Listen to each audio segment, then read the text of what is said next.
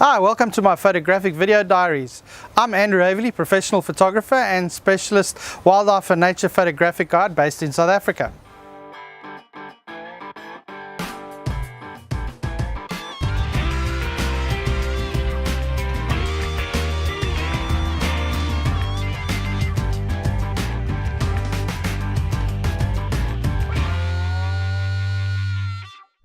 Hi, this week I'm going to be reviewing a simple technique we use in motorsport, any moving subject, especially wildlife.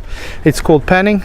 Vitally important that one gets the body posture right. Panning is not with using your hands. Panning is getting a firm grip and actually rotating on your hips and spinning around. So what I'm going to do is I'm going to run through a few images, give you some ideas with shutter speed and things like that. So enjoy. I look forward to hearing your photographic technique, panning. What is this technique? Basically, it's the use of shutter speed and a physical horizontal movement to create a sense of speed, motion and movement.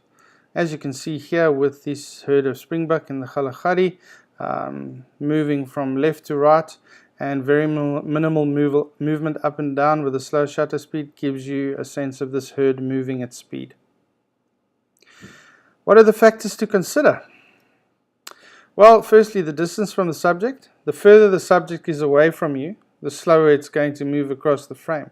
So shooting a galloping zebra, for example, from 50 meters away with a 100-400 zoom lens is going to be easier than trying to stand right up close with a wide angle at 5 meters. As a perfect example, really slow shutter speed, 1/10 of a second, and manage to get some of the image sharp. More factors to consider. Shutter speed. The speed your subject moves affects how you set your shutter speed. A race car moving at 100 kilometers an hour can be shot at 1/50th of a second, or a rhino moving along when startled can be shot at 1/10th of a second to get the same effect. Here we have a race car coming into a left-hand bend, slowing down. Managed to pan this at 1/50th of a second. I think the speed the car was doing was about 160 kilometers per hour. More factors to consider. Keeping it sharp. Try best to get some part of the subject sharp. People will always assume that if you don't have something sharp, you failed and it's just a blurry image, and I'm going to laugh it off.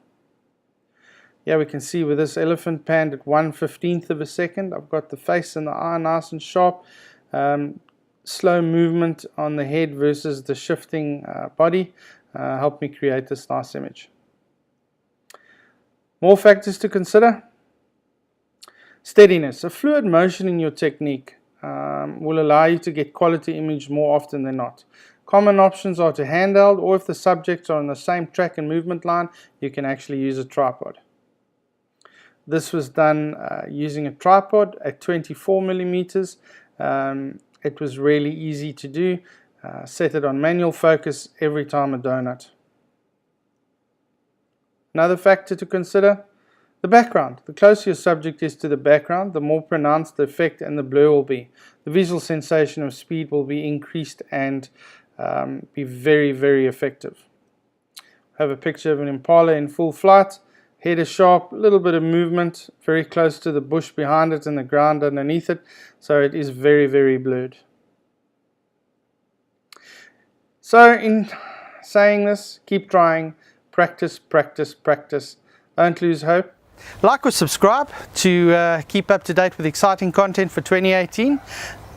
Click down below. You can sign up for my newsletter. Thanks for viewing, guys.